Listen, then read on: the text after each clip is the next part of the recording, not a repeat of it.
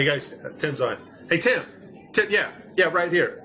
The ESA and NASA can't seem to convincingly fake space. All the billions stolen from the American and European people cannot seem to produce anything that seems realistic. Are you just test piloting systems and have yet to find a way that is foolproof that would convince the American and European people that you're actually in space? Everything we do up here, it's cutting edge technology. We're developing new systems, we're using new materials, we're coming up with new techniques.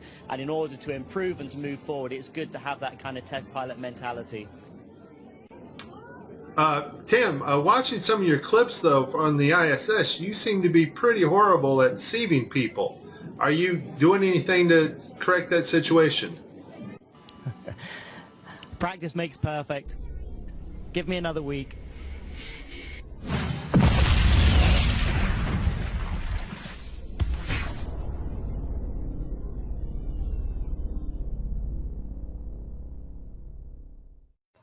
Praise the Lord. Mike here, of course.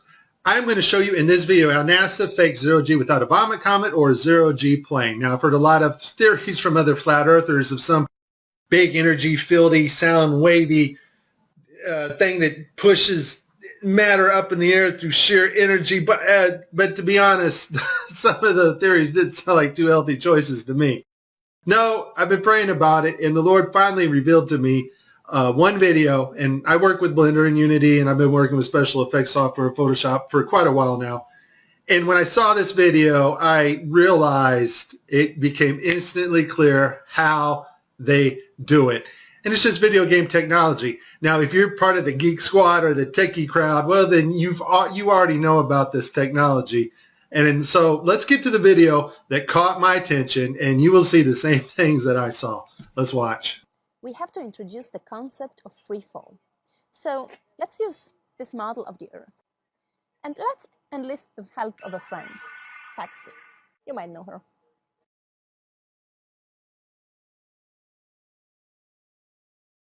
So what is significant about this video is, number one, it was live to school children.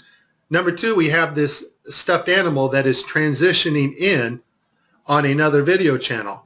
And the actor is able to reach up and grab this doll in real 3D space and manipulate this doll with their hands. And so the only way you're going to pull that off is with one technology. And that technology is virtual reality.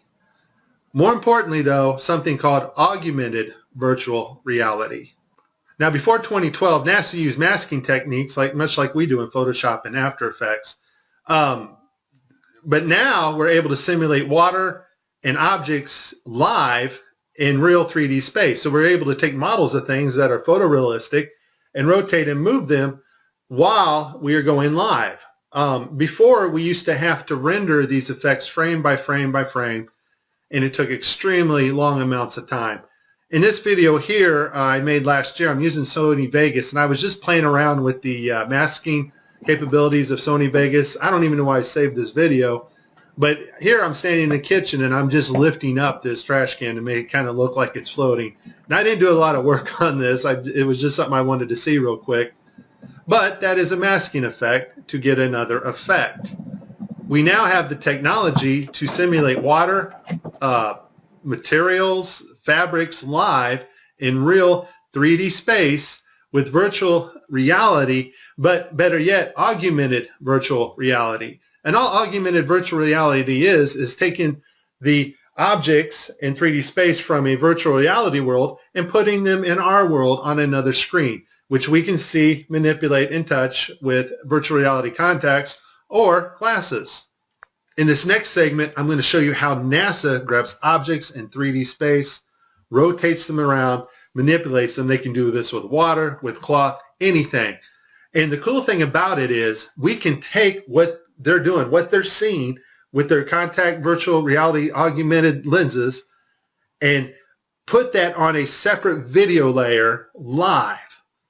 Yes, live. And do it all in real time. So I'm going to show you what it looks like to them as they're grabbing objects and manipulating them.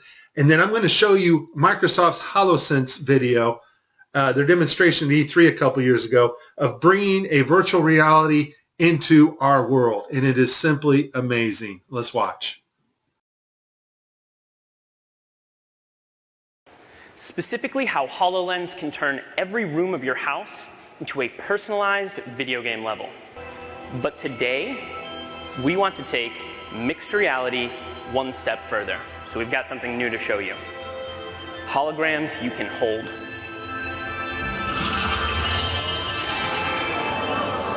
This holographic gauntlet is the weapon that Dan will be using while playing Project X-Ray.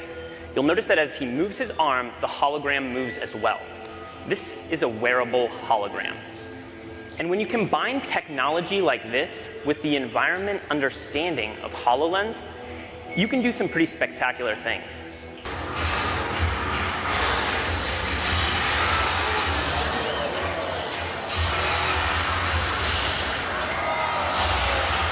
And can even use his shield to defend himself.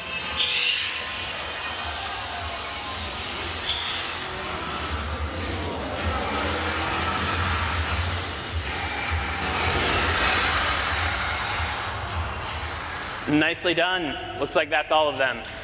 In 2012, NASA got tired of faking weightlessness by using the zero-G plane, better known as the Vomit Comet. So in 2012, they started soliciting companies that specialize in real-time augmented virtual reality so that they can fake weightlessness and floating objects in the air in real time. Simply the cost of the plane and the safety concerns and the fact that they weren't very good at it. They didn't go to Hollywood, which most of Hollywood's effects are post-processing. That's after the video is made. They needed something they can do in real time and make it look realistic. And so I'll put this link in the description. They found a company called Telemetrics. Thank you, Debbie Durant, for bringing this to my attention.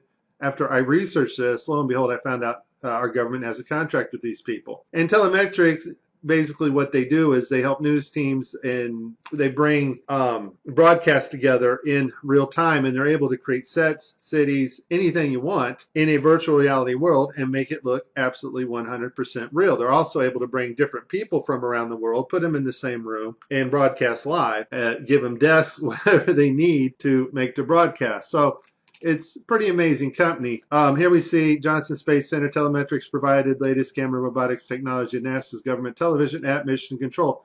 Why do you need to fake virtual reality sets at Mission Control and Johnson Space Center? I think we know the answer to that when we saw Tim Peake on the gridded blue screen. So this next segment, I'm going to show you what it looks like when virtual reality being broadcast live doesn't work out so well because the system's not perfect. And then at the very end, I'm going to show you the mother of all screw-ups when they actually have a channel shut off that should be on. Because once again, these astronauts are looking in 3D space. They are grabbing objects because they're wearing augmented contact lenses. And if that object's not there broadcast to the viewers live, then it's going to look pretty ridiculous. So let's see some of NASA's screw-ups. I'll cover them as they happen, and then we'll move on to the final.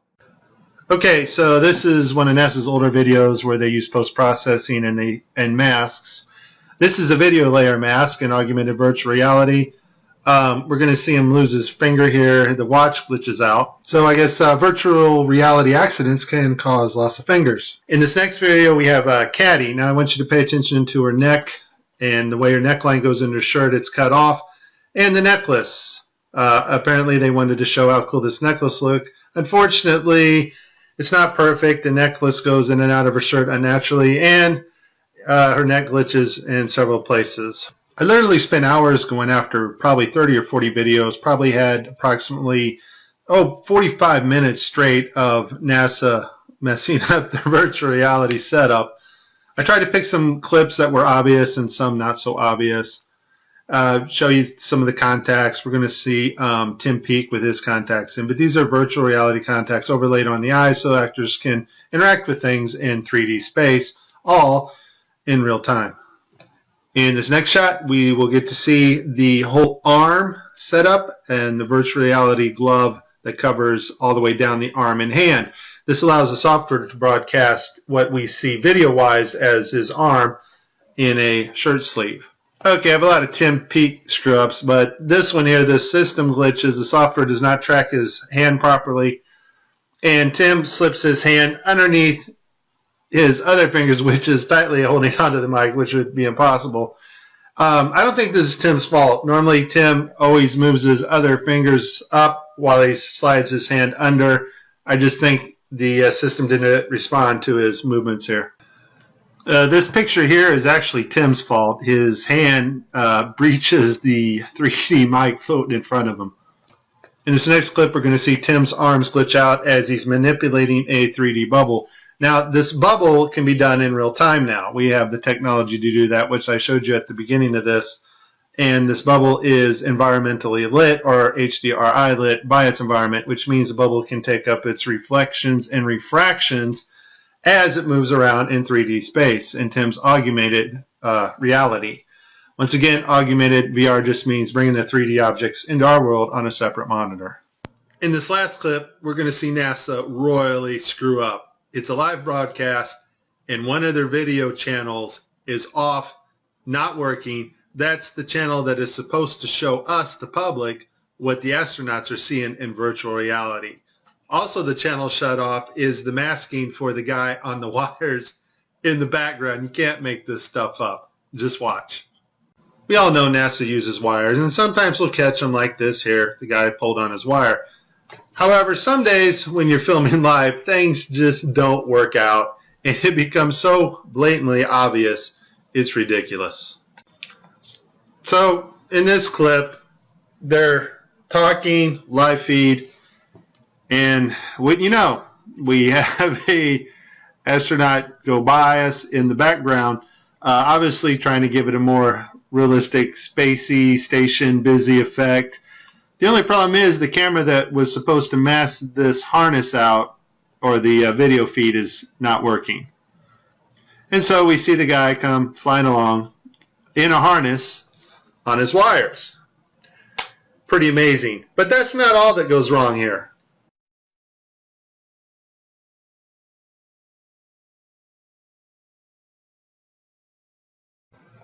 Okay, so you see to the right, this guy's flipping this hat. This hat's actually on another video channel in 3D space. It's virtual reality.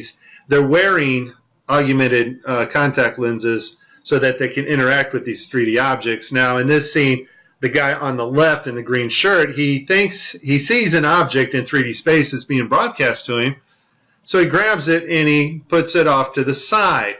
He's looking straight ahead because he's looking at an object rotating in front of him, but the video channel is down that is supposed to show the viewers what we're supposed to see, and so we don't actually get to see the object that he is seeing. And I would just sum this up as a very terrible, bad, horrible day for NASA doing live feeds. Hey, Tim.